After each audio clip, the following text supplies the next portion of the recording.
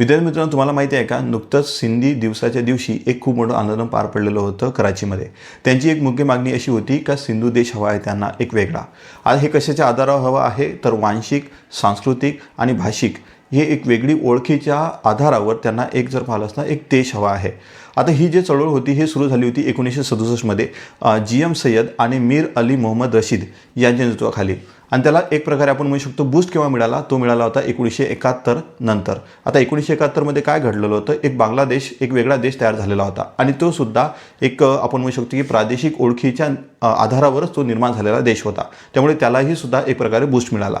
भारताच्या संदर्भामध्ये बोलायचं राहिलं तर भारताच्या संदर्भामध्ये सिंध हा जो प्रदेश होता हा बॉम्बे प्रांताचा एक भाग होता. त्यानंतर भारत आणि पाकिस्तानचं विभाजन झालं आणि सिंध हा प्रदेश जो आहे तो गेला पाकिस्तानला. आणि त्यानंतर याचा उल्लेख तुम्हाला महाभारतामध्ये सुद्धा आढळून येतो. तर तिथं सिंधू प्रदेश किंवा सिंधू देश म्हणून त्याचा उल्लेख आढळून येतो. ठीक आहे, थँक्यू.